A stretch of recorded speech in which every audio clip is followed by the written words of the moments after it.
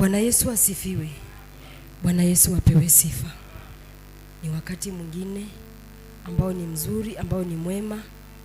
Tunahitaji kusikiza kutoka kwa Baba. Tumesikiza kutoka kwa wanadamu.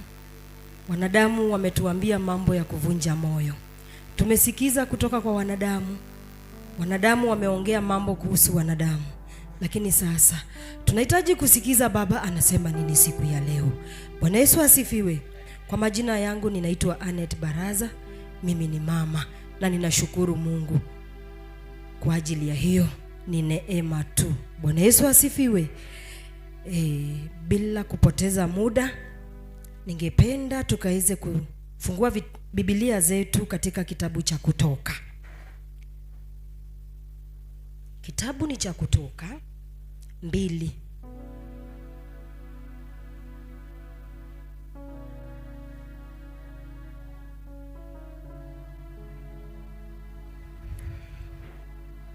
Kitabu ni cha Kutoka 2.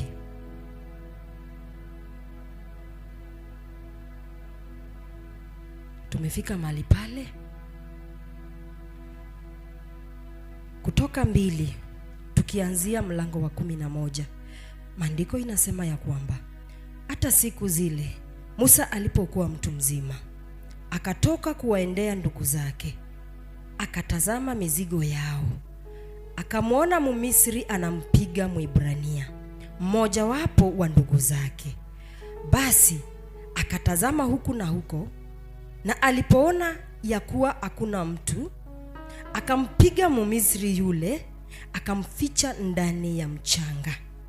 13 inasema akatoka siku ya pili, na tazama, watu wawili wa Waibrania walikuwa wakigombana. Akamwambia yule aliyemdhulumu mwenzake, mbona unampiga mwenzako? 14 Yule akasema, ni nani aliyekuweka wewe kuwa mkuu wetu na msimamizi juu yetu?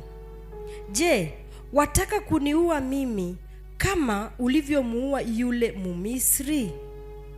Musa akaogopa, akasema, kumbe jambo lile limejulikana. Basi Farao alipopata habari, akataka kumuua Musa. Lakini Musa akakimbia mbele ya Farao, akakaa katika nchi ya Midiani, akaketi karibu na kisima. Bwana Yesu asifiwe. Hatutaki kusoma story ya Musa sana, maana hii story tunaielewa.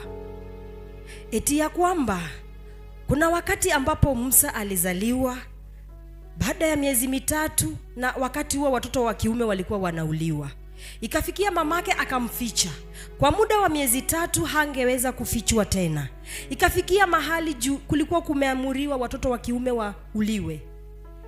Katika hiyo hali Musa alifichwa na mama yake, ikashindikana. Alipomtupa mtoni, akamtengenezea kijisafina, akamtupa katika mto. Alipomtupa, binti Farao wakati alikuwa ameteremka mtoni kuja kuoga, akaona kijisafina, mtoto analia ndani. Akamchukua mtoto, akaenda akamweka, akasema ni mtoto wake. Kutafuta mama, wakatafuta mama ambaye alikuwa ni wa Musa, akamnyonyesha na akapewa mshahara. Bwana Yesu asifiwe. Katika hali hiyo hapa tunaona ya kwamba ikawa siku moja, wakati Musa alipokuwa mtu mzima, akatoka kwenda kuangalia Waibrania na wale wa Misri. Akafika ya kwamba wanabebeshwa mizigo mizito, wanafanya kazi ya dhuluma. Ikakuwa ya kwamba kuna wale walikuwa wanapigana, wa Misri na Waibrania. Sababu Musa alikuwa Mwibrania, akampiga yule Mmisri, akamuua. Akaangalia huku na huku, hakuona mtu, akamficha kwenye mchanga. Bwana Yesu asifiwe. Kutokea hapo, kesho yake pia akakuja, akapata Waibrania wanapigana. Akauliza, ni kwa nini mnapigana? Sasa kuna yule mmoja akamwambia, ni nani amekuweka uwe msimamizi wetu? Bwana Yesu asifiwe. Unataka kuniua jinsi ulivyomuua yule mwingine. Wakati Musa alipokuwa akitenda dhambi, alitenda dhambi akijua ya kwamba hakuna mtu amemuona. Lakini kumbe kuna mwenye alimuona akitenda dhambi, akamua, akamzika. Bwana Yesu asifiwe. Je, wataka kuniua jinsi ulivyomuua yule mwingine, unizike na mimi? Bwana Yesu asifiwe. Musa ni Mungu alikuwa amemchagua awe mtumishi wake. Na wakati Musa alisikia hivyo akaogopa. Maana unapotenda dhambi ikijulikana utaogopa. Musa ilibidi atoroke. Maana ametenda dhambi. Ilibidi atoroke. Maana Farao alimwambia ya kwamba nikikukuta na wewe nitakuua.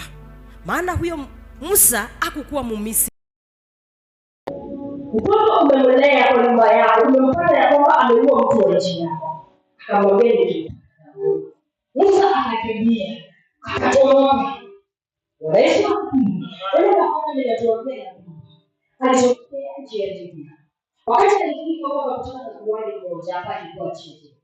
Yesu akakufanya Ruhusu akaishi pamoja naye, akakuwa anachunga kondoo. Bwana Yesu asifiwe. Wakati anaendelea kuchunga kondoo, wakati mmoja Bwana Yesu asifiwe. Kisoma chapter number 3. Kisoma chapter number 3. Tukianzia chapter 3. Basi hiyo Musa alikuwa akichunga kundi la Jethro wewe kuhani wa Mungu. Akaliongoza kundi nyuma ya Jethro. Akapita mpaka mlima wa Mungu hata Horebe. Malaika wa Bwana akamtokea katika mwali wa moto uliotoka katikati ya kijiji. Akamwambia, na kumbe kile kijiji kiliwaka moto, nacho kijiji hakikuteketea. Musa akageuka. Bwana Yesu asifiwe. Musa akasema, nitageuka sasa nione maono haya makubwa, na sababu kijiji hiki hakiteketei. Bwana Yesu asifiwe.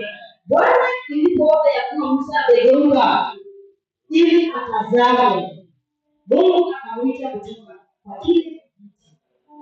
Akasema, Musa. Akasema, mimi hapa. Naye akasema, huyo ni Mungu. Usikaribie hapo. Vua viatu vyako, maana mahali hapa unaposimama ni nchi.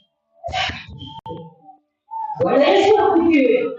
Baada ya Musa kukimbia, ametenda dhambi. Malaika wa Mungu anamtokezea katika kijiji kilichokuwa kikiteketea. Anaona kichaka kinaungua, akiangalia akiungui, lakini anaona moto. Musa akageuka. Bwana Yesu asifiwe. Musa akageuka. Akasema, nitageuka na nitaangalia maono haya ni aina gani. Bwana Yesu asifiwe. Musa akikumbuka ya kwamba ametenda nini nyuma, akageuka. Bwana Yesu asifiwe. Kidogo anasikia malaika wa Mungu anamuongelesha.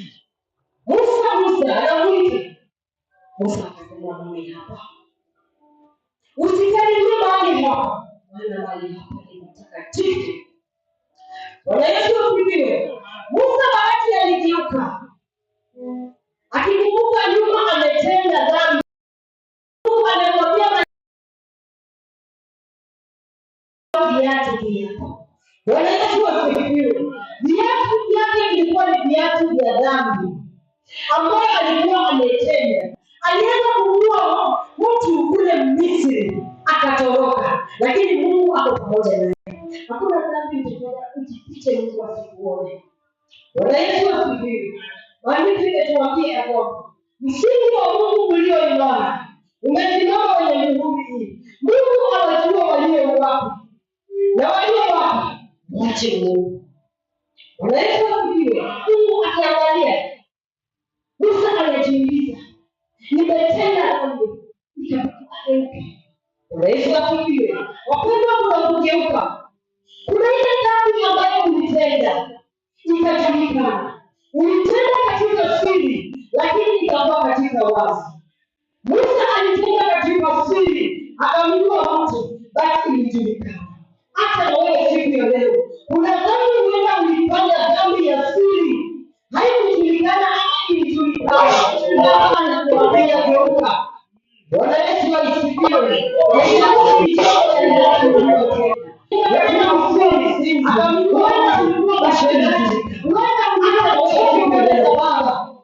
Baba anasema geuka. Bwana Yesu asifiwe. Baba amenituma siku ya leo niwaambie ya kwamba tugeuke katika zile njia ambazo tulikuwa nayo.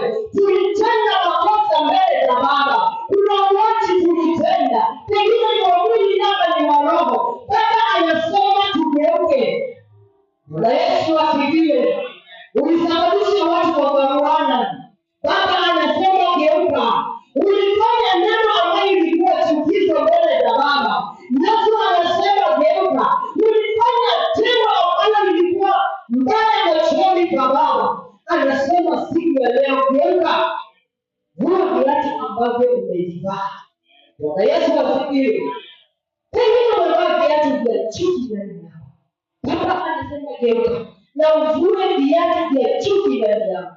Wenda ndani yako hakuna msamaha. Baba anasema siku ya leo, mahali hapa ni patakatifu. Viatu vyako vya chuki vitoe, wala mahali hapa ni patakatifu. Bwana Yesu asifiwe. Nimefika wakati tunahitaji kufua viatu, maana katika upande wa mbinguni, katika mbinguni hakutaingia chochote ambacho ni kinyonge. Wazinzi, wezi, washerati, wasemao uongo hawataurithi ufalme wa mbinguni. Ufalme wa mbinguni ni kwa wale ambao wamejitakaza. Hakuna yeyote atakayeingia mbinguni akiwa na hasira. Musa alikuwa mwenye hasira na ilifanya hakuingia katika nchi ya Kanaani kwa sababu ya hasira. Na silaha kubwa ambayo shetani hutumia kwa Wakristo ni hasira. Na ukijua kuondoa hasira yako, unaweza kuondoa vitu vingine. Bwana Yesu asifiwe. Bwana Yesu asifiwe. Haraka kabisa katika kitabu cha Ufunuo wa Yohana 3. Revelation ni kitabu ya mwisho katika Biblia. Ufunuo wa Yohana 3. Ufunuo wa Yohana 3. Kuanzia mstari wa 2. Neno la Mungu linasema, uwe mwenye kukesha, ukaimarishe mambo yaliyosalia, yaliyotoka kufa. Maana si kuona matendo ya Bwana Yesu kuwa yametimilika mbele za Mungu. Bwana Yesu asifiwe. Tulivyoipokea. Bwana Yesu asifiwe. Matendo ya Bwana Yesu kuwa yametimilika mbele za Bwana Yesu asifiwe. Bwana Yesu asifiwe. Bwana Yesu asifiwe. Tunavitoa kwa kutubu. Bwana Yesu asifiwe. Umetenda dhambi, umekuwa mtu wa hasira, umekuwa mtu wa chuki, umekuwa mtu ambaye hauachilii watu, umebeba mtu miaka 10. Biblia inasema ya kwamba tutubu. Bwana Yesu asifiwe. Kumbuka mahali ambapo uliangukia. Kumbuka jinsi ulivyompokea Yesu. Bwana Yesu asifiwe. Ukaangalia mambo yako ambayo yanaenda kukufa. Wokovu wako unaenda kukufa. Huenda kuna mambo yalitokea katika maisha yako karudi nyuma. Maandiko yanatuambia kwamba kuna mambo ambayo yanaenda kukufa mbele yako. Rejea. Uliposikia Yesu kwa ya kwanza, ukaamua kujirekebisha, ukatubu, ukasikia baada ya Mungu, tena kufurahisha, basi ukafika mahali kurudiwa. Katika ukuu wetu, Baba anatuambia tutubu. Hakuna chochote kinaingia mbinguni kikiwa kinyonge. Ufalme wa mbinguni watakaoingia mwenye nguvu. Nguvu yako inapatikana wapi? Bwana Yesu asifiwe.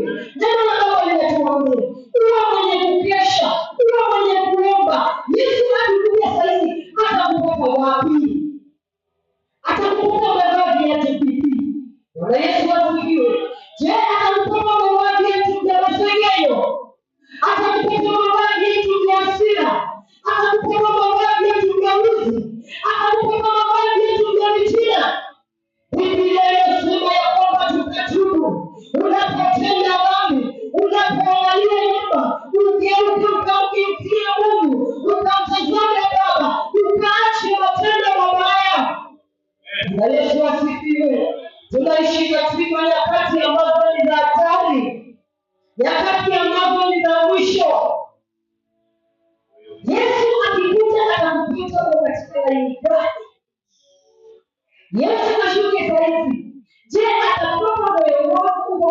hali gani?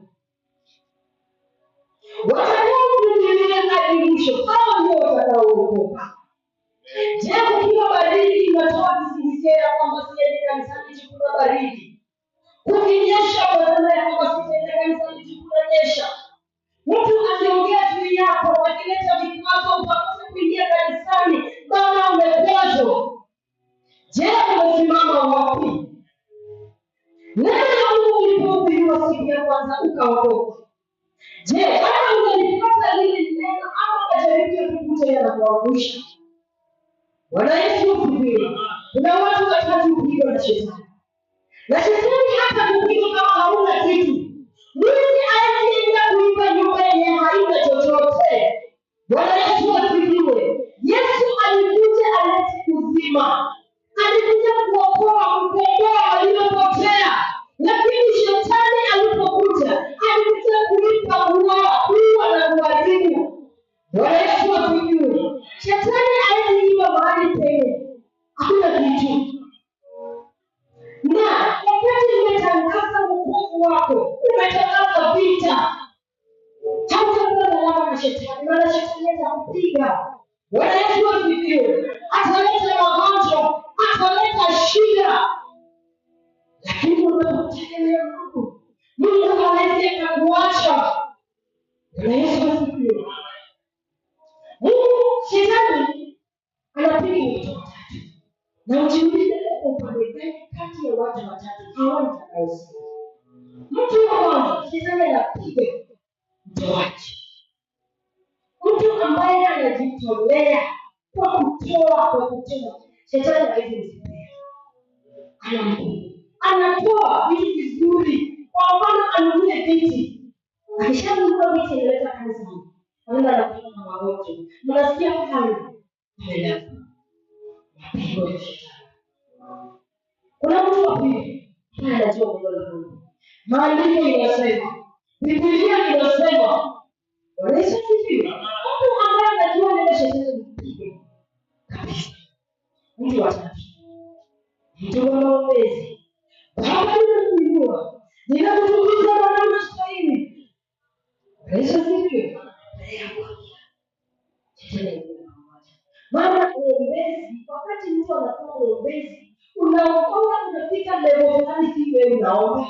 Bwana Yesu asifiwe. Na unasikia katika ulimwengu mwingine ambao si hapa. Unaona kama mtu uombezi wanajua. Mtu anaomba kwa si yeye anaomba. Ni roho anaomba. Bwana Yesu asifiwe. Anafika level maombi yenyewe yanajileta. Anakumbushwa, ombea mchungaji, ombea mabadiliko, ombea karani, ombea mjilisi, ombea mama fulani, ombea mgonjwa fulani. Si yeye anaomba, anaomba. Bwana Yesu asifiwe. Hao ni watu wakitisha sana wapiga sana. Na watu maisha yao kama hao inasema na changamoto nyingi. So wewe kwa hao watu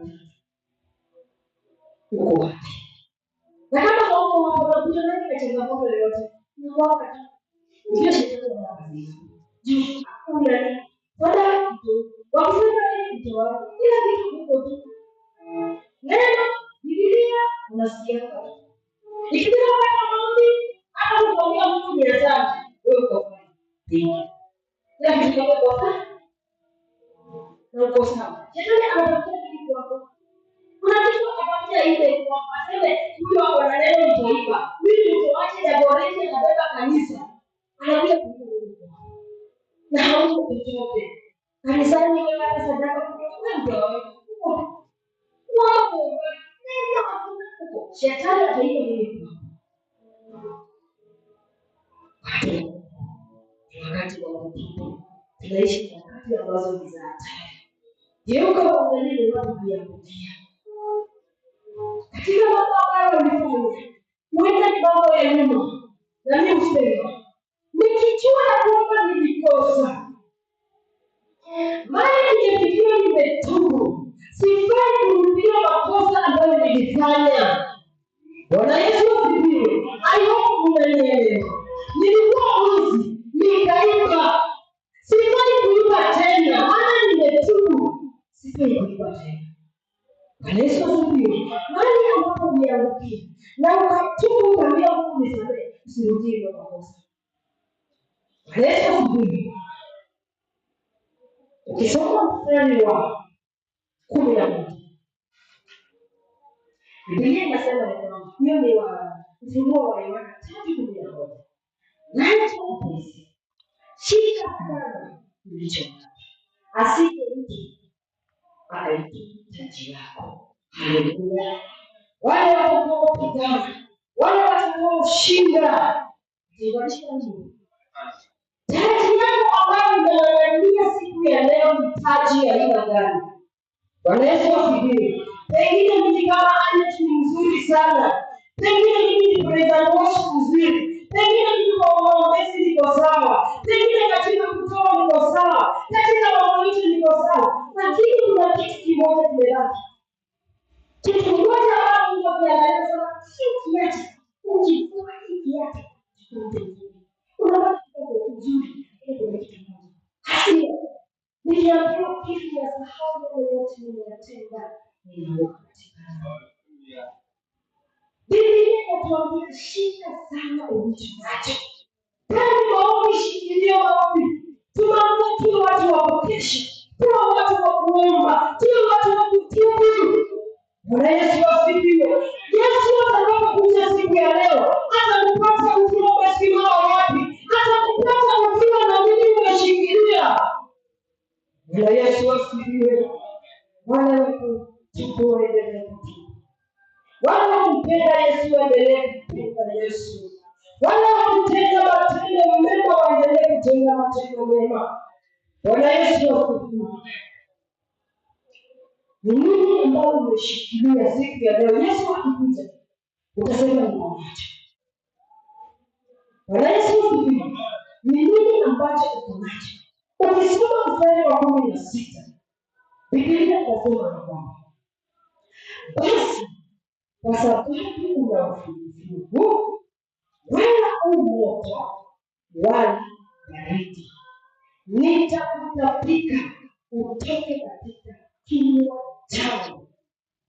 Bwana Yesu asifiwe. Bwana Yesu asifiwe. Leo niko kwa Yesu, kesho niko kwa dunia. Leo mimi ni mtumishi wa Mungu. Nikifika kule nje mimi naweza kupiga watu. Leo mimi ni mtakatifu. Nikifika kule nje mimi naunganisha watu. Mimi leo niko mzuri kitu na Jumapili. Nikifika kule watu wananifanya nilala kazi. Bwana Yesu asifiwe. Tusikuwe moto wala baridi. Amua kama ni moto ni moto. Kama ni baridi ni baridi. Amua kama ni Yesu ni Bwana Yesu. Bwana Yesu asifiwe. Biblia inatuambia kwamba usiwe mtu wa changanya. Bwana Yesu asifiwe. Leo mimi ni mtumishi wa Mungu. Nikifika kesho ninamkana Yesu kama Petro. Leo mimi ni mzuri sana. Nikifika kesho mimi naingia katika mataifa. Mungu atusaidie wapendwa. Neno la Mungu limetokea kama tusikuwe sugufugu. Kama ni kumwita Yesu tumize na nguvu zetu. Kama ni kumpenda Kristo tupende na nguvu zetu zote. Kama ni kumtumikia kama tutamwita siku hii. Yesu asifiwe. Kama ni kumfuata Yesu tumfuate. Katika shida, katika raha, katika kuomboleza, katika furaha. Yesu asifiwe. Kunyesha kusinyeshe. Tuko na baridi kusiwe na baridi. Tuko nayo hauna. Simama na Yesu. Tetea Yesu. Na yeye atakutetea. Utakapomkiri Yesu mbele ya wanadamu, na yeye atakiri jina lako mbele ya Baba yake mbinguni. Ukimkana Yesu mbele ya watu, hata yeye atakukana mbele za Mungu. Biblia inatuambia tusikuwe sugufugu. Tusikuwe moto wala baridi. Tusichanganye. Tusimame katika msimamo. Tusimame katika kutubu. Tusimame katika maombi. Katika hali zote. Kuna hali ambazo ni ngumu. Tunafika hali tunashindwa. Biblia inatuambia tusikuwe sugufugu. Bwana Yesu asifiwe. Tukikuwa sugufugu, Biblia inatuambia kwamba atatapika. Je, kutapigwa? Watu wanapenda kutapigwa. Mnakuta kitu. Mungu anatuambia kikiwa vuguvugu. Moto baridi. Changanya. Shetani kidogo. Mungu kidogo. Yesu apendi kuchanganya. Bwana Yesu asifiwe. Ikiwa ni Mungu basi ya Mungu. Kwa uzuri kwa ubaya. Kwa shida kwa raha. Basi ya Mungu. Bwana Yesu asifiwe. Usichanganye. Baba atakupiga. Sijui kama atakupiga. Bwana Yesu asifiwe. Maandiko haya yananifurahisha hapa nimekuja hapo chini kusoma Injili. Wote wapendao mimi nawapendea ni kuwabudu. Basi uwe na bidii. Bwana Yesu asifiwe. Uwe na bidii ya kufanya nini? Uwe na bidii ya kutubu. Bwana Yesu asifiwe. Wale ambao wapenda wanaona. Yes. Kwa hiyo kama ni mtoto wako ambao unapenda, utaki wana anaangalia kuendelea. Na kama amekupenda si anakuchukia, anakurekebisha na anakupenda. Ukiona unafanya dhambi zimejulikana. Mungu. Ukiona kama picha kuna watu walitenda dhambi haikujulikana. Wewe ukitenda dhambi umeanishwa tu. Mungu. Na wengi Mungu anawakemea. Na anapokemea watu wanatenda dhambi walifanya usherati. Lakini si kwa unajaribu usherati kwa unajua. Watu wanaiba ndio kujulikana. Lakini kama unajaribu kuiba kila mtu anajua nani wale tunayofanya hivi. Sio Mungu anatuambia kwa wale anaowapenda, kwa wale ambao wako na nguvu ya Baba. Si wote wataingia mbinguni ya wachache. Kwa wale ambao wako na rapa stamp ya Mungu kwa anawatendea. Wakitenda dhambi ndani yao kuna ile roho ya kuvunjika nimefanya makosa. Lakini ukiona ndani yako unafanya makosa kuvunjiki. Hauna hiyo. Jiulize niambie nikikosea Mungu je? Mungu anavunjika na kujirudia na kugeuka kuangalia makosa. Ama mimi nikikosea Mungu.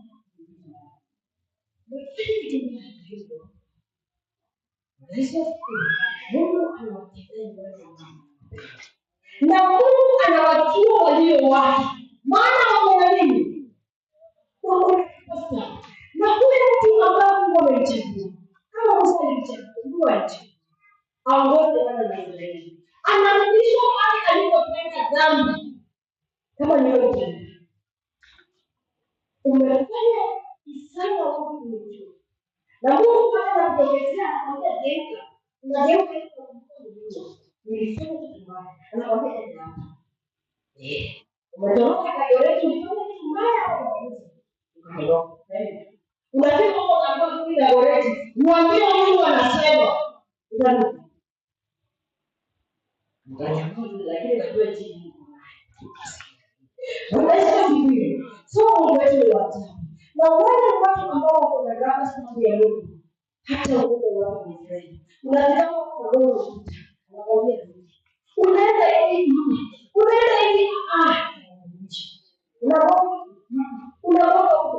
Unasoma au somi, Mungu anakurudisha. Mpaka kwenye utafika mahali sasa yenyewe. Wewe anakuachilia. Na vizuri. Unakosa amani kabisa. Akitaka muombe, kama ni muombezi, anakuomba kupenda unasema acha nikae kama wengine sitakuwa na roho. Wewe acha nikae. Mungu anakujenga njia nyingine. Utafiti Mungu. Na sasa utaweka mkokoti yako chini tena kwa muombe mfano. Unaona? Unaweza kufikiria unatoka. Wakati leo wacha ni relax. Nikaanza kitu. Unaweza kufunga mavazi. Tena ndio mavazi. Mavazi. Mungu anabariki. Sasa kwa mfano aseme utajijitie kwa useme wewe ukasikia. Mavazi ndio kutoa. Mimi ni bora. Jamsi. Sawa. Yeye akipoangalia sasa sita tu. Mwezi mmoja kama juale anakuwa tena maisha inaendelea na yeye anaanza kutumia mama pasi na wale sasa mama kila atakapona naye ni anajua kila atakapona naye ni anajua anapita watu wanaweza kupiga watu wamepelekewa na jambo mbaya kabisa na ni yeye hapo na watu wao hawezi kusaidia lazima wamkoe na asipokuwa hiyo anakosa amani. Kwa pesa amekataa kusaidia. Anaenda kupiga kwa nyumba anasikia ndani mwake hayuko sawa. Wanaweza kufikiri ni nini ambayo mko nayo unasimama naye katika nyumba. Kuna mtu amejitolea kwa ajili ya kuosha. Si wote wanalia. Ndio anakuja hapa ndani kwa siri. Na unajua unakuta vitu vimepangwa. Ndio hata tunajua mambo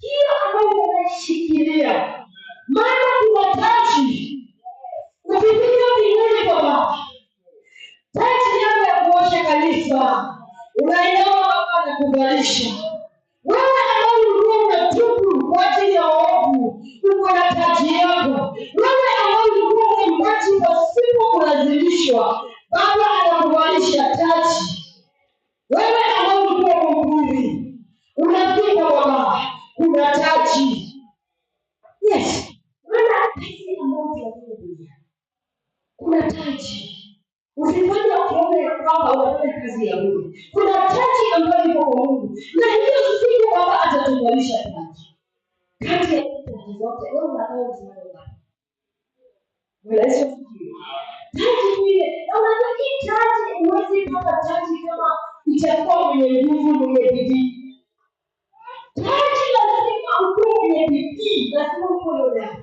na Yesu asifiwe Yesu haleluya ukisoma hiyo shiri Biblia inasema tazama nazipanga mlangoni maisha haleluya nasimama mlangoni na bisha mtu akisikia sauti yake na kufungua mlango nitaingia kwake nami nitakula pamoja naye na yeye pamoja naye Bwana Yesu asifiwe yeye ashidaye nitampa kuketi pamoja naye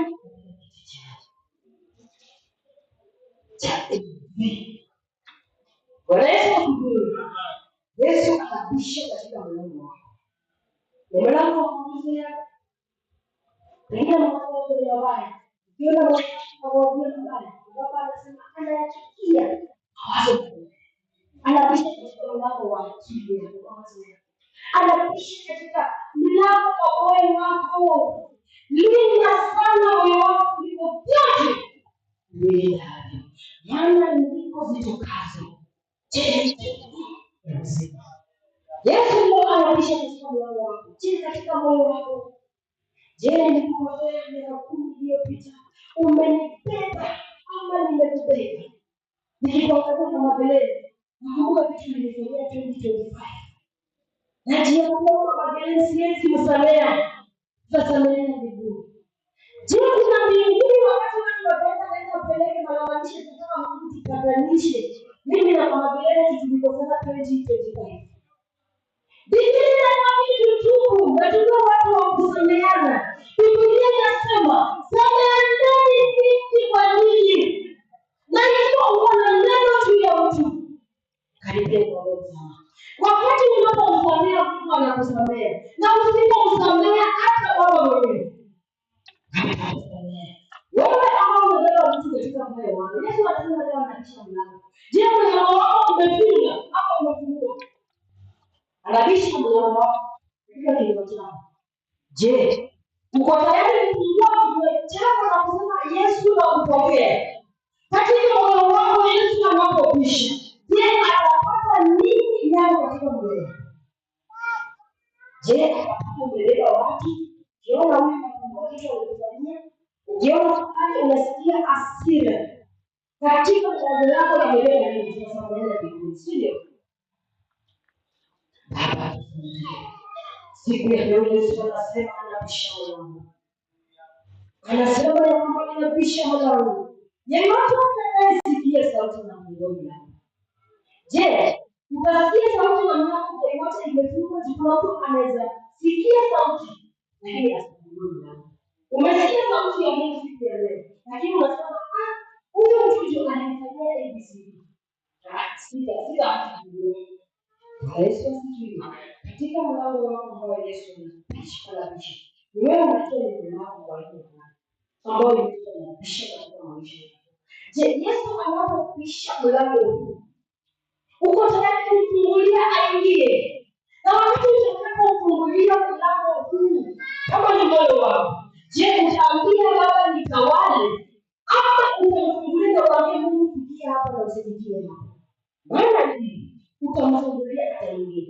Lakini unataka mahali chukua ile kitu umeshikilia. Mimi ni mwenye hasira, mimi ni mwenye vitina, mimi ni mwenye wivu, mimi ni mgomvi, mimi ni msherati, mimi ni mwizi. Unaambia Mungu ingie, lakini msherati unaacha.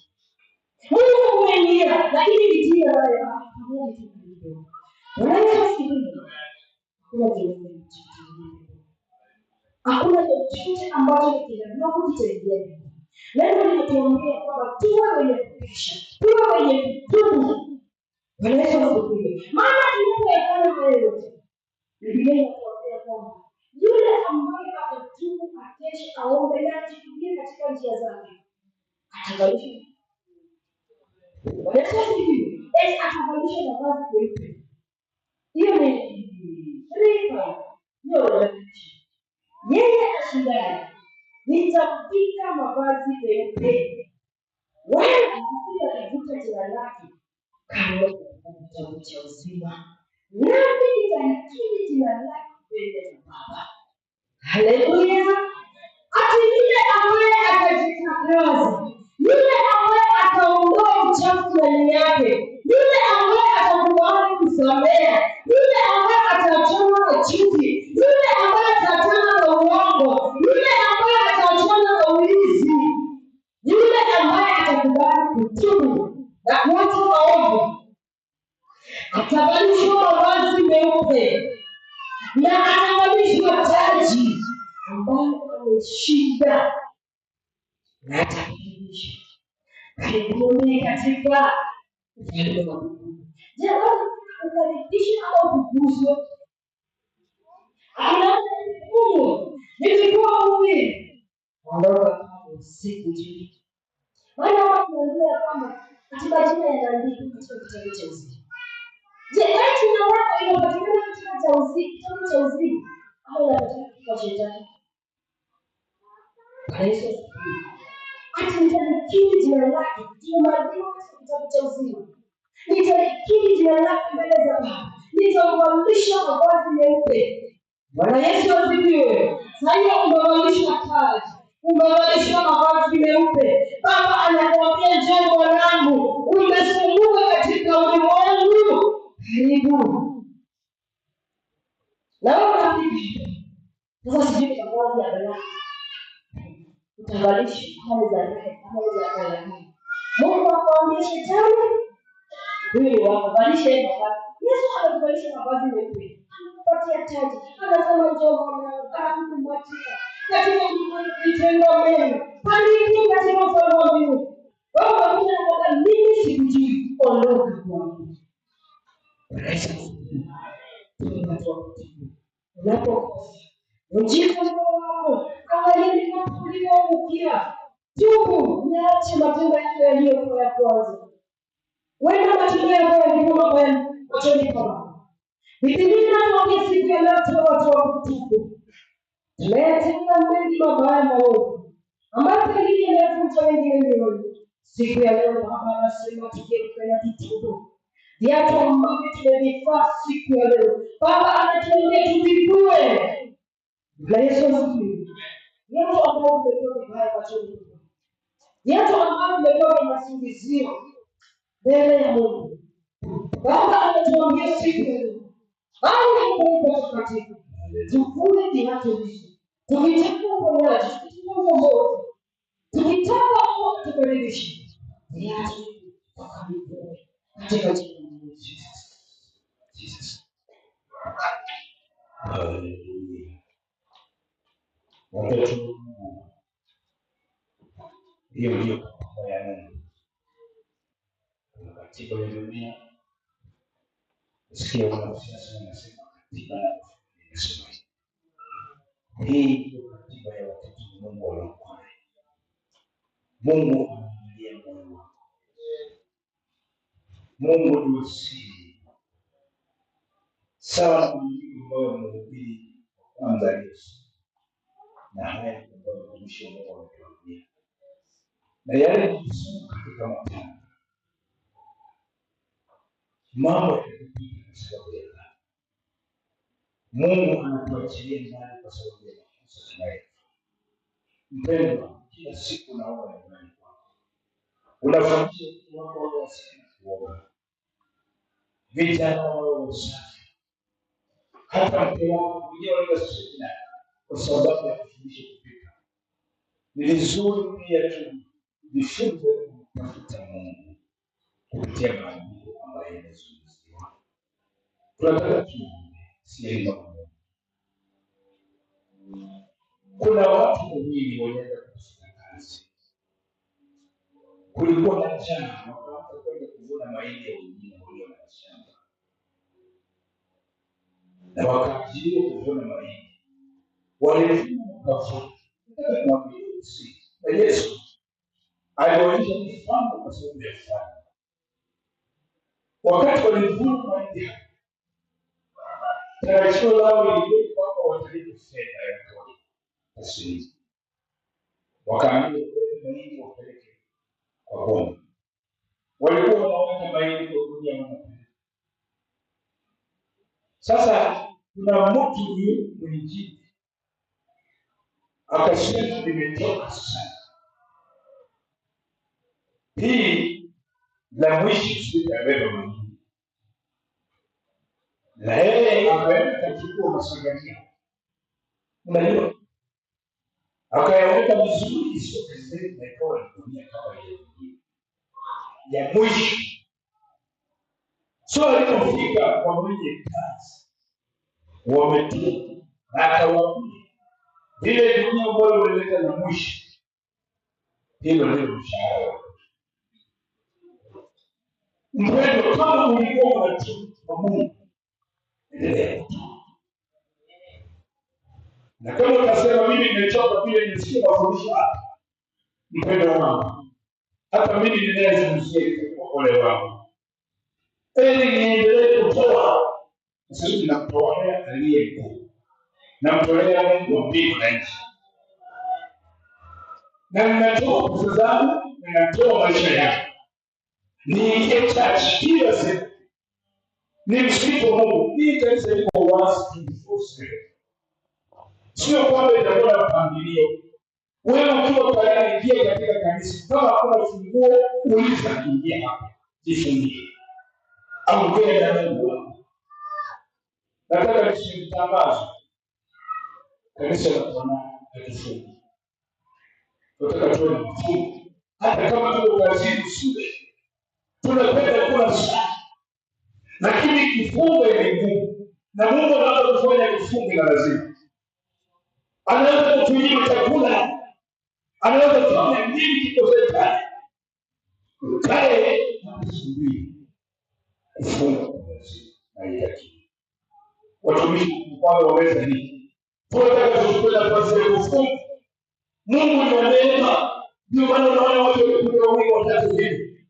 Watu wengine wako nyumbani wanaketi. Wanapiga sio kama lazima maana. Tumeshomo hata ndio wako Yesu. Mungu ni mtu anayetoa ufunuo. Nataka tu ufunuo mstari wa 10. Nisema nisome tu tuseme. Hii kwa mimi nataka mimi niweze kulia. Kwa sababu maisha haya hayaachi.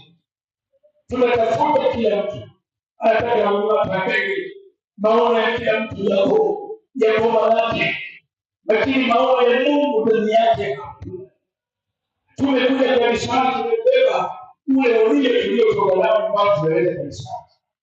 Kama ni wajaluo, wamebeba ujaluo kutoka kule nje, wamekuja nayo kanisani. Watu wa Mungu hatutakiwi tuwe watu bila sisi wote, na mahali ambapo tuliko watu ibakie kuwa. Ukiambiwa mtu, ukiambiwa siku mama nilikosea, tutaona ikiwa sasa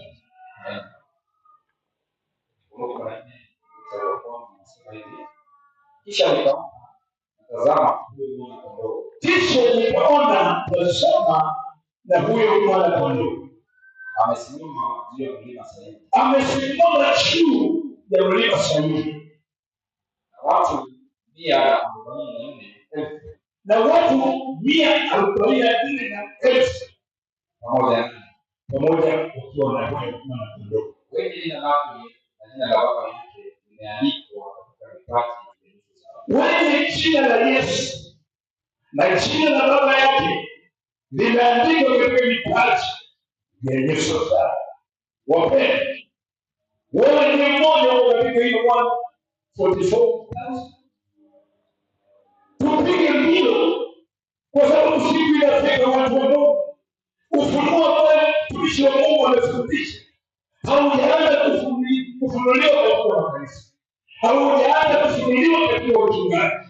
Na wakati mtaona ufunuo na usomo zaidi kila mahali, mwana kondoo, nasema mwana kondoo, ndio hiyo habari. Kwa sababu mwana kondoo asiondolee dhambi za ulimwengu, ambaye mimi sistahili hata kutoa kufungua viatu. Wapendwa, huu ni mlango wa kondoo. Sisi ndio zake Mungu. Unapokuja hapa kusikia neno ambalo limepita, jipige konde, tafakari, meditate. Tunaposoma neno la Mungu naona hata Biblia watu hawatengenezo kanisani leo ni siku. Naomba watoe hizo sizo, hiyo Biblia kwa siku. Nataka kuona shida wakati ya Mungu kuzungumzia. Hii vitu watoto sasa kila wakati na hapo wanasoma Biblia kwa sisi Biblia. Mfano hizo. Yuko tu wanaongea na anaona Biblia. Hiyo wakati Mungu anafahamu kama ilivyokuwa wakati siku ziliingia wakati wa kwanza Mkristo kama vile muone watu ambao wamevaa vitambaa vya ibada yake. Ulikuwa unasikia ndio tunatenda na baadhi. Atutendea sasa. Au akipeleka pepo ile. Ndio pepo. Leo sasa mimi hata wakitoa pesa wamechukua hiyo siku. Ukifuatilia hizo wanafungua vitu vingine mbaya ambayo Mungu atusaidie. Mungu atusaidie. Tuishi kwa ufunuo. Musa ndiye na anaenda kwa Ibrania wenzake. Na hapo kama ni Ibrania. Yeye alikuwa jiwa. Ndio nani? Wewe sasa. Alikuwa ukisoma Musa alisema mbaya kwa Mungu. Na Mungu alikuwa mpango wake ndio unaonekana sasa. Lakini Musa alipokuambia watu na roho msiki acheni kupigana. Unaona? Wewe unaona msiki. Wewe kamili. Kama hiyo unafanya kwa siri. Mama ni kumbe aliona. Umejifunza. Haleluya. Sema amen. Upendo usichoke nyumbani unaacha mke wako. Usitoke nyumbani unaacha mzee wako. Usitoke nyumbani unaacha watoto wako. Jaribu kuomba Mungu akupatie watoto. Ndio maana nimeongea msichana. Wapi? Hao wamama nilikuwa nao ni. Na ukienda kwa Mungu kifili, lakini anatoa Mungu ndiye anafanya nini? Wapeni siku zinaishi, na nilisema mahali fulani, tusingojee mapigo ya Mungu ya mwisho, tutakosa mahali pa kutubu. Wakati wa kutubu ni sasa. Kumbuka mahali ambapo umekosea, ulikosea mwenzako, umeenda kutembea vibaya, mwambie Mungu nisamehe, mimi ni mwanadamu tu anaishi katika mwili, sitaanza kufanya huko ambacho mama yetu alitufundisha. Kitabu cha Yohana 17, Yesu anainua macho anamwambia Baba, ninaomba usamehe, naomba waombea watu hawa hawatotoka katika ulimwengu, wasaidie na yule mwovu. Shetani ndio mpendo, atafanya tulikienda, lakini ukikataa pendo tutamwona. Nasema tutamwona. Someni kitabu cha Efeso. Dhambi ni mbaya, dhambi ni kidonda kibaya, dhambi ni kidonda ndugu. Usipoacha kuomba na kuambiwa na neno la Mungu ambalo limepita mchana wa leo, tutaenda chini. So,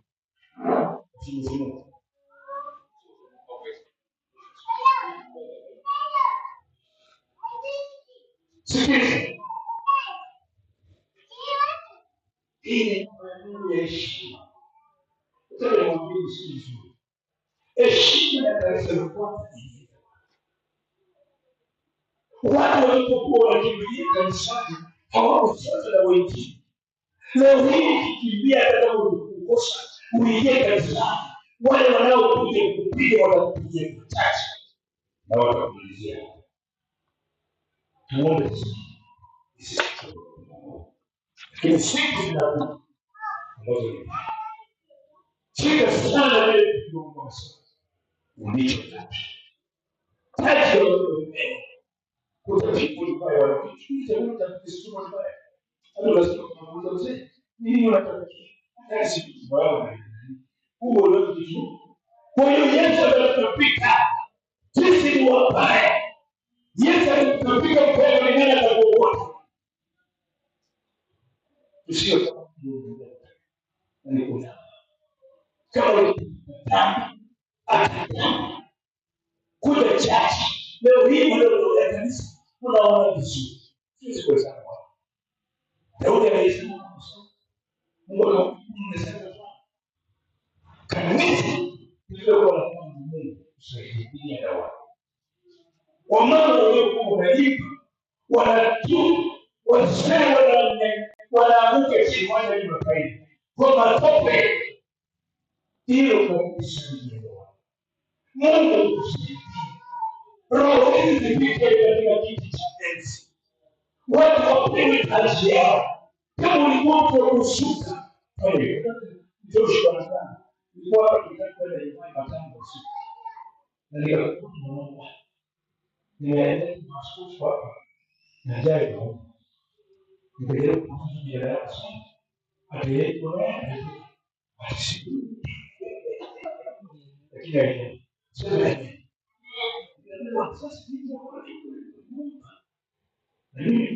Masko. Sijui ndio kijana watu. Ndio hivi.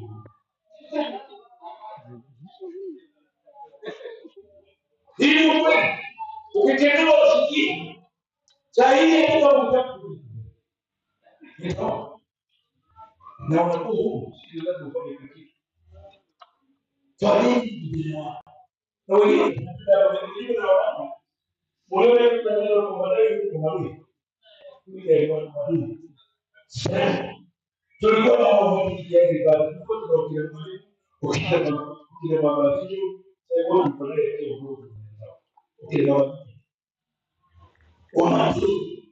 alisema tu na watu zaidi wa wale niliongea sasa na watu wengine hao pewe kwa kutaka na Mungu sikuja kuona mambo yale lakini Mungu atatushi hata wewe kwa hiyo atakupa wewe ukiona nini wewe usimame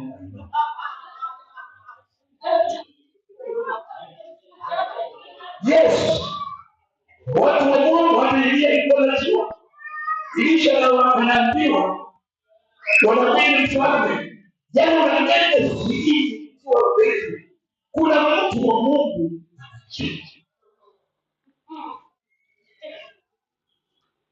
hadi kile tunapoona kule mwalimu ametuambia huyu basi sijui, lakini ukiwa unataka kuuliza usione hebu jieleze tunakwenda because kila nataka kupande kuweka kama ndio mtende nataka ngine familia ndio hebu sio utakuwa ndio hiki ni kinafanya isii ndio ndio unarekebisha ndio ndio sono tre miziki tunaingia mbinguni tunataka kujipa kwa mistake zile zinatokea kama tunatembea kwa kitu sio kama mistake hata kama ni watu wanaokuwa mistake kama mtu na wanaongea pia ni kumtaja nyimbo zikienda mpaka na Mungu nchi zikitoa so bado tulikuwa wafu kwa sababu ya makosa ya kitendo. Tulikuwa wafu kwa sababu ya makosa yetu. Bado tulikuwa kwanza tulikuwa na kawaida ya ulimwengu. Ambao tulikuwa tunaziendea katika ulimwengu. Dhambi wapendwa ni mbaya. Wanasema kama Mungu ya roho lakini usikongwe na dhambi. Afadhali pigwe ngumi kwa kule mpendwa ndugu mzee wa kanisa kuliko kupigwa na dhambi. Maana ukipigwa na dhambi tu wala hutaweza. Mungu hakupendi. Mungu ananichukiza. Ibrahim anasema ukiwa rafiki wa dunia wewe ni adui wa Mungu, unatangaza vita pamoja naye. Tuache. Tujitambue. Mambo yametoka kutoka asubuhi. Tulienda safari tulienda wanatupenda ni mbali. Mungu tunapongeza sana. Mungu awabariki. Hata vile Mungu awabariki sana. Wale tulienda hiyo matano. Tumevunja rekodi ya Mungu. Tumzungumze. Wamesema watu wa Maranatha ni watu wa Mungu. Mpaka wanasema tumetoa aibu. Tulikuwa uchi tumeunganisha. Kuna Mungu siwezi.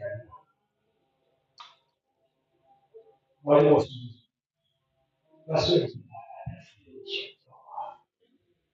hata kuzika kile tumeshinda. Sio mimi. Hebu tusimamie malizie baba. Tusimamie.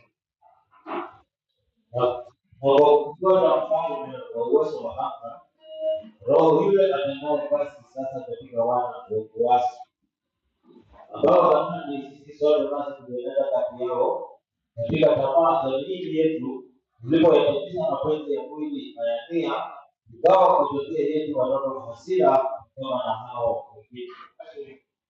Kuna watu wanasikia na mimi kwa moyo wangu na sisi niko na sana mbaya ndio mama kazi wao asili kwa mbaya asili nitatoa pendo asili tunapiga kwa bumi kwa ndio ilienda kwa sababu ndio wangu kusaidia moyo uje ndio wengine hapo kuna maswali hata kisha kama wewe ndio Mungu acha sisi ni watu ambao tumeridhika tunataka tuombe kama tumetia neno zuri neno la kutoka kwa fitina toka mahali ulipo mgeukie Mungu anataka kugeukia kanisa pamoja nao atakubariki na kukuonyesha mambo mazuri na tufuate jambo ambalo Musa aliambiwa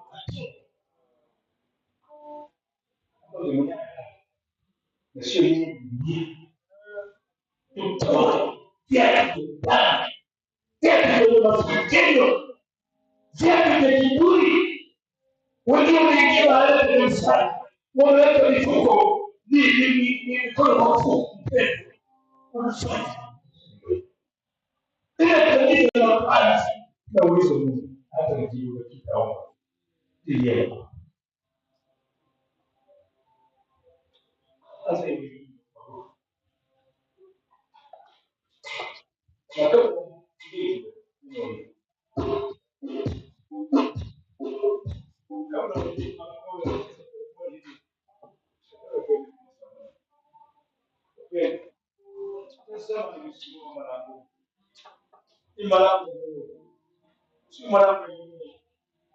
mwanadamu kusema malango yenyewe mpendwa kusema maskini katika malango yenyewe wako wangu anaomba kila usiku kila kichao anataka kumjia Yesu kwa moyo sema na mimi niko tayari nifanye chombo cha kufanyia kufia kitu upate unaweza kuleta mjisi hiyo moyo wake enda kuongoza sio kwa kukumbusha nunua kuja wetu kana Yesu mama hivyo tu unagusa nasema unagusa kielewa kwa watu wanashirika nasema ni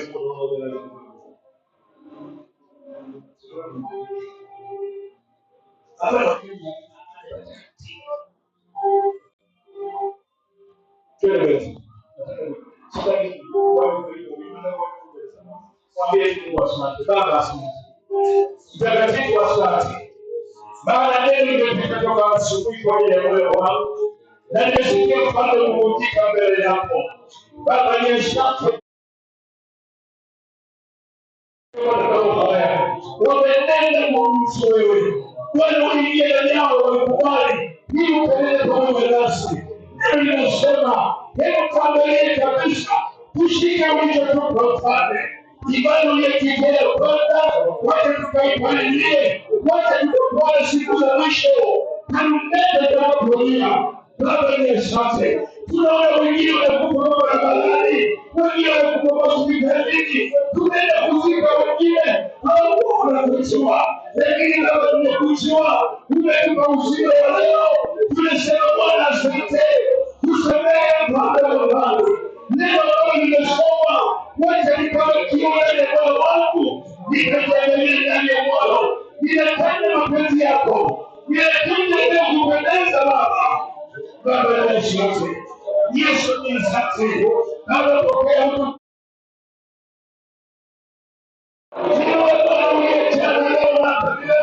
wengi wanakuilia wengi wako milioni wengi wamefunga wanakutafuta uso wako ni kwa sababu ya nchi ya Kenya kwa sababu ya huduma yote yanaleta huduma zingine zote kwape ninazopea asante Yesu Baba tunaokaa nyumbani tu utawatembelea wenye uweza kuwa na mamlaka utaenda kugusa mioyo yao waangalie tafadhali waonyeshe njia ya kuja katika madhabahu ili wabarikiwe kwa jina la Yesu.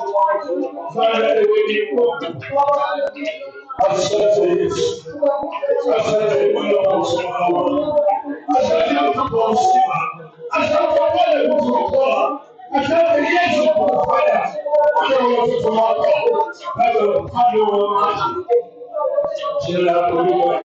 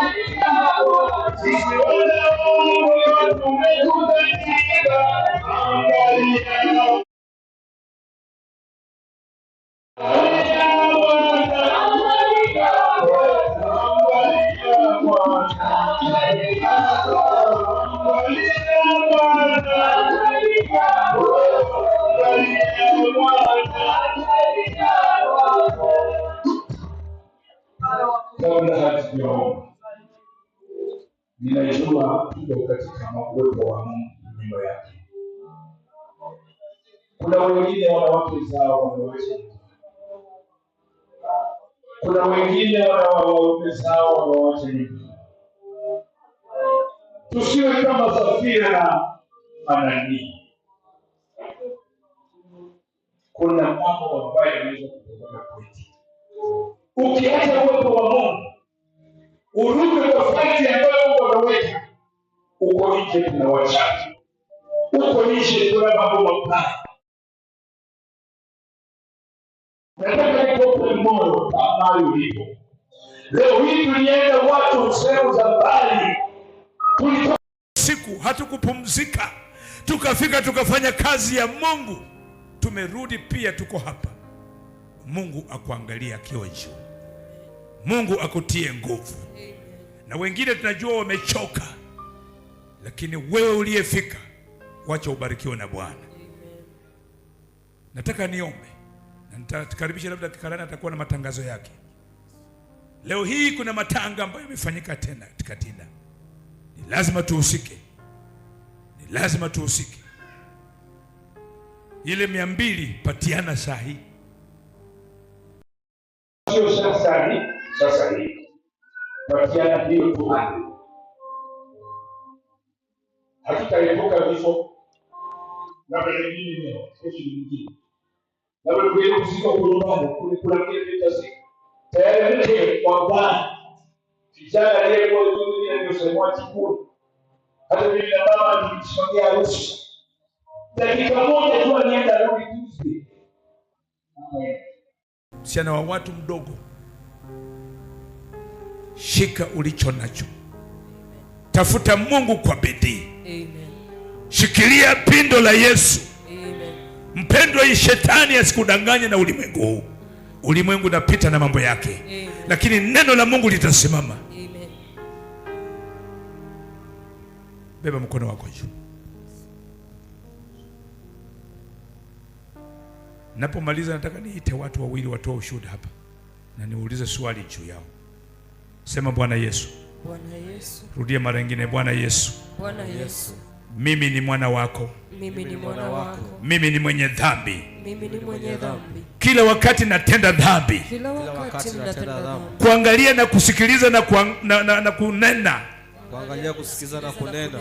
Nimetenda dhambi. Nimetenda. Zingine najua, zingine sijui. Zingine ninajua, zingine sijui. Yesu nisamehe. Yesu nisamehe. Yesu nisamehe. Yesu nisamehe. Nipe roho wa ushujaa. Nipe roho. Achilia roho wa ushujaa. Achilia roho. Nikaingie kanisa. Nikafanye kazi yako. Asante kwa neno lako. Toka asubuhi tumebarikiwa, limetuonya, limetukemea, limetuimarisha. Baba, tutasimama. Asante kwa msamaha, asante kwa msamaha, asante kwa msamaha. Tunataka tuombe. Beba tu mkono, nataka niombe. Baba, katika jina la Yesu Kristo, mfalme wa wafalme, Mungu wa miungu, uliyeumba mbingu na nchi, ninakupa jina lako ukubwa, heshima zote na utukufu zikakurejee. Ukiwa katika kiti cha enzi, tumesoma neno lako hata wakina Moses. Baba, ulikuwa na kusudi na wao. Hauwezi kutukusanya mahali hapa Bwana ukakosa kuwa na kusudi na sisi. Baba, tubariki. Baba, tuenue. Baba, tuponye. Baba, tunasema asante kwa msamaha. Baba, asante kwa kanisa lako. Tunadai hata walioko nje, tunawadai wote walioko nje, tunawadai wote walioko nje. Baba, nena na mioyo yao, wasiwe wachoyo, wasio Bwana wavivu, wasio wanasikia sauti za ibilisi. Baba, tunawadai Jumapili, tunawadai Jumapili, nasema tunawadai Jumapili, nasema tunawadai Jumapili katika wakikataa kuja, nasema wakikataa kuja, Baba watakosa amani, Baba watakosa amani, nasema watakosa amani. Utawaleta mfalme ili tukaabudu pamoja. Tunakupa sifa za makofi yetu, maana ewe ni Mungu, hakuna mwingine kama wewe. Asante kwa mhubiri wa asubuhi, Baba mpake mafuta, Baba mpake mafuta. Hata mhubiri wa mchana, hawa ni wakina dada uliowaitanisha kwa kazi yako, wapake mafuta, wapake mafuta, wape hekima katika jina la Yesu. Baba, tunaomba maana umetenda. Tunapoendelea kumalizia, mfalme, tunakushukuru kutuleta siku hii. Pia tutakapoondoka mahali hapa, ni mili roho zetu ziwe pamoja. Tumenena na kinywa hiki, na wewe ndiye unenaye ndani yetu. Tutakuwa na maombi ya kufunga kwa ajili ya kanisa la Maranatha na kuleti kona. Tutafunga tukiomba ili Baba ufunje milima, ufunje yote mabaya. Shetani ambaye anafunga watu wakafunguliwe katika jina la Yesu.